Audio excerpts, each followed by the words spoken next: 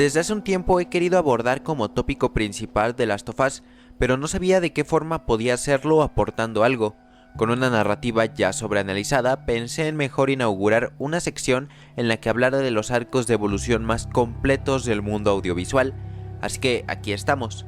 El mundo del cine y los videojuegos tienen más diferencias de las que podemos contar, sin embargo, hay cosas en las que no pueden dejar de ser similares, al pertenecer de cierta forma a un mismo fin, el de la narrativa, y es que su estructura y el corazón de sus historias se centra generalmente en sus personajes. Es como debe ser, el relato se debe mover en función de las dinámicas de estos y no al revés. Y es por eso que The Last of Us, pese a contar con una premisa no muy original ni alejada de lo convencional, tiene una de las historias y personajes más redondos y mejor escritos del medio. ¿Y cómo lo consigue? Por medio de un arco de personaje, un término asociado a un proceso de evolución que presenta cualquier tipo de personaje de una obra y que se puede sintetizar con la palabra cambio. Muchas veces el cambio no resulta tan radical, pero ahí está, es una consecuencia de los hechos que hacen avanzar a la historia y que de alguna forma tienen que afectar a los personajes para que ese cambio pueda existir. Pero no demos más teoría, mejor demostrémoslo con Joel Miller y Ellie Williams.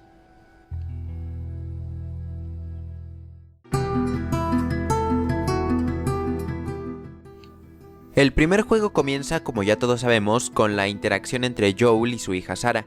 Desde esa conversación ya se nos plantea tanto el vínculo que comparten como características iniciales de Joel. Es un poco serio y un poco juguetón, tiene una relación muy sana con su hija y el amor que le tiene es grande. Esto no ayuda en nada al avance de la narrativa en sí misma, pues el juego no gira en torno a la muerte de Sarah, pero sí que colabora para que un momento siguiente se sienta poderoso y provoque cambio en él. Pasan 20 años y esto juega como backstory, que en algún momento ya hablamos de él. Son los eventos que no vemos visualmente en pantalla, pero que de alguna u otra forma afectan al personaje. Se nos cuenta en varios momentos del juego que fue tanto saqueador como saqueado, que conoció gente, entre ellos su actual compañera y única persona en la que confía, y formó parte de ciertos grupos, y eso enriquece al lore del personaje, que junto a las vivencias que ya vivimos construyen a un Joel que ya en media hora de juego se transformó, pero aún falta más transformación dependiente, que llegará junto a Ellie. La trama como tal avanza cuando Marlene les encarga a Joel y a Tess que lleven a Ellie a un cierto lugar de las Luciérnagas, todo con una motivación detrás, recuperar un cargamento de armas que perdieron. Es decir, nuestros personajes no van a hacer un encargo solo porque sí, hay una motivación detrás por la que se mueven. Ellie no quiere ir con ellos, no confía. Esto genera una dinámica de contraposición que durante las próximas horas no jugará ni en favor ni en contra, hasta que en un momento una revelación se da y esto pone a nuestros personajes en conflicto. Hay una regla básica en escritura de personajes sobre deseos y necesidades. ¿Qué quiere mi personaje y qué necesita? Resulta que Ellie ha sido mordida por los infectados y no solo eso. Ella es inmune al virus que aqueja a la humanidad, por lo que las luciérnagas la quieren para hacer una cura. Naturalmente Joel, al haber sido sacado de su rutina, se siente incómodo y quiere volver a ello, pero tanto él como Tess necesitan las armas y en repetidas ocasiones de este viaje ella se lo recuerda. En el Capitolio las cosas vuelven a cambiar para nuestros personajes. Todo está jodido. Las luciérnagas están muertas, hay tipos que quieren matarlos y Tess está infectada, pero con motivo del avance de la historia encuentran una nueva ubicación. La dinámica pasa de ser la de un trío a la de una dupla y eso enriquece el vínculo que se irá generando entre el par de personajes. Hay momentos en los que Joel conoce a Ellie y pese a ser muchos menos, en los que Ellie conoce a Joel a través de uno de los mejores recursos adicionados a este juego. Los diálogos fuera de las cinemáticas que dan la sensación de naturalidad, una plática convencional entre dos seres humanos. Ahora el espectador y principalmente Joel tiene más información de su acompañante. Sabe que nunca ha conocido el bosque, que desearía haber jugado videojuegos o que es un amante de los cómics, y van conectando pese a ser dos figuras con perspectivas del mundo contrarias, una retraída y la otra exploradora. Poco hemos hablado de Ellie, una chica con características establecidas que ayudan a los eventos de la trama. Es independiente, es temperamental y es curiosa. De cierta forma, estas características tanto físicas como internas hacen a Joel ver en Ellie una segunda oportunidad como protector y como padre, pero ya retomaremos eso. Después de más inconvenientes, momentos hilarantes y conversaciones que nos hacen conocer a los personajes y que hacen que los personajes se conozcan entre sí, Joel se encuentra en una situación de vida o muerte y Ellie usa un arma desobedeciéndolo. Entonces él toma una postura ofensiva por el riesgo que eso implicaba para ella, pues nuevamente se trata de la protección que él le quiere brindar, pero al mismo tiempo se desprende de ese miedo y se genera una mayor confianza referente a la independencia de Ellie. Los personajes no solo cambian por sí mismos, hay factores externos representados como fuerzas antagónicas y fuerzas de influencia que los obligan a cambiar. Henry y Sam son un muy buen ejemplo de ello. Son alguna especie de dupla espejo con la que cooperan por compartir un interés en común, y que después refuerzan un temor de desconfianza del Joel al ser dejados a su suerte.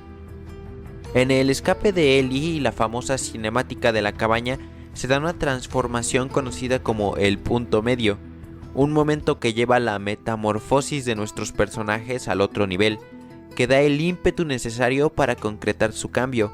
Pese a que Joel miraba a Ellie como su hija, ella no lo es, y la autorrevelación de los personajes se da. Not her, you know. What? Maria told me about Sarah. Ellie? And You are treading on some mighty thin ice here. I'm sorry about your daughter, Joel. But I have lost people too. You have no idea what loss is. Everyone I have cared for has either died or left me. Everyone fucking except for you. So don't tell me that I would be safer with someone else, because the truth is I would just be more scared. Son giros que propician a que los eventos sigan avanzando de forma lógica y consecuente. Ellie hace todo para salvar a Joel, pues ya hay una conexión que lo precede. Ellie puede sobrevivir al mundo porque ha vivido cosas que lo respaldan, y Joel hace todo para rescatarla porque el vínculo ya fue creado, mostrado y construido. La realización personal ya fue dada y eso es lo que desemboca en las decisiones tomadas. Después de soportar toda clase de violencias y mierdas, Ellie asesina y sí, es en defensa propia, pero también es algo personal y crudo. Y después de todo, ahí está Joel para consolarla. Los momentos más poderosos de The Last of Us son los construidos por y gracias a los personajes. Ejemplo de ello es la muerte de Dave y el encuentro con las jirafitas, una representación de la dualidad del mundo, una parte cruda e insípida y una parte vívida, presente también en el contraste de los personajes. El clímax de la narrativa es uno de los más significativos de la historia del videojuego, y es de los más poderosos, de nuevo gracias a los personajes y sus decisiones. Hay una frase muy recurrida por los sitios de internet que define la decisión de Joel. El mundo le quitó lo que él más quería y él le quitó al mundo lo que más necesitaba. Si se da esta decisión es porque hay un mundo de conflictos y trayecto precedente que lo avala y que, aún mejor que eso, impacta en el jugador. Pero ahí no acabó la historia.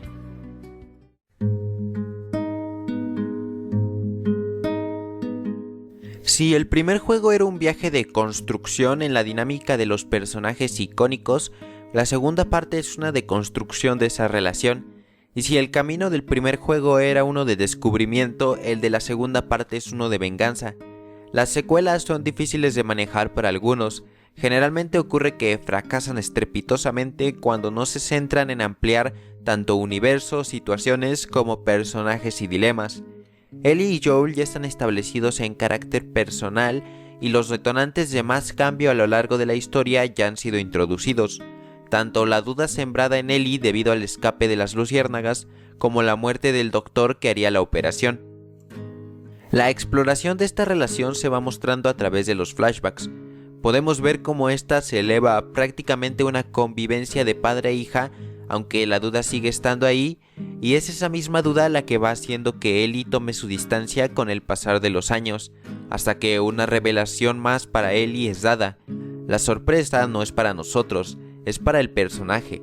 Nosotros solamente veremos cómo Ellie responderá a esta revelación y por la motivación de querer darle un significado a su vida establecida a través del primer juego, la relación se rompe. La confianza es uno de los pilares de las relaciones humanas, punto clave en la creación de interacciones en narrativa.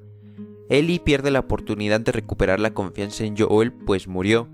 El arco de Joel Miller ha finalizado y ha completado su cambio final en el desenlace del primer juego, pero él sigue estando presente en el arco de Ellie, en el segundo juego, en su motivación y sus intereses. La narrativa arranca cuando Ellie decide ir, energizada por la muerte de Joel, a buscar a Abby.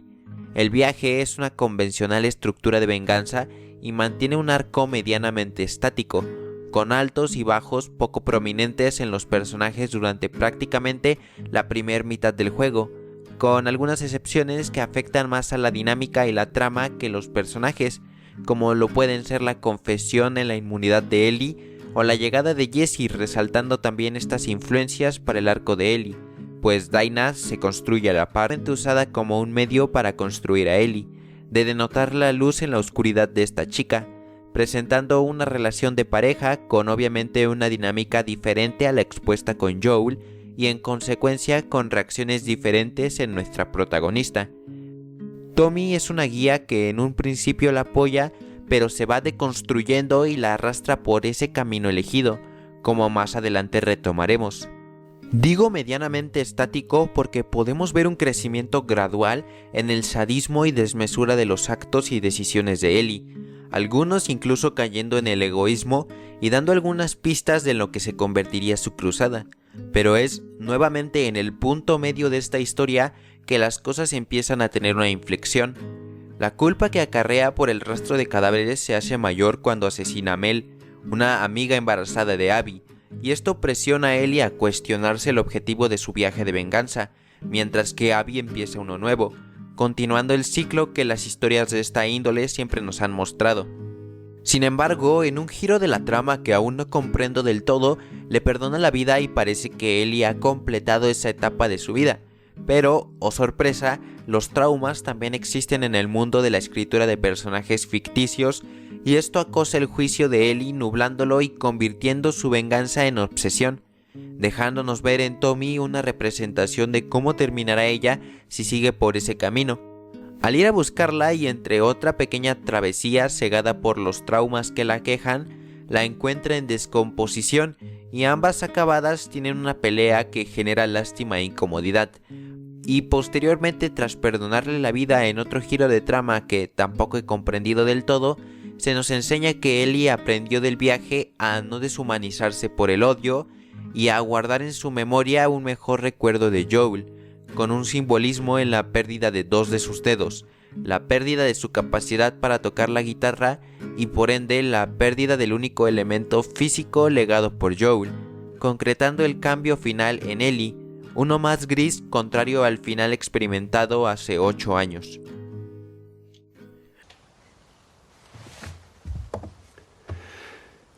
If somehow the Lord gave me a second chance at that moment, I would do it all over again.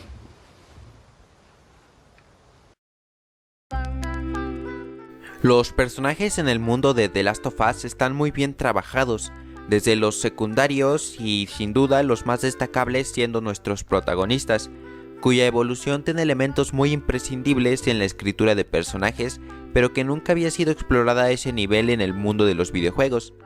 Como sea, llegamos al final de este video y si gustan hacerme saber qué otro personaje o personajes quieren que analice, lo haré placenteramente. Sin nada más que decir, me despido.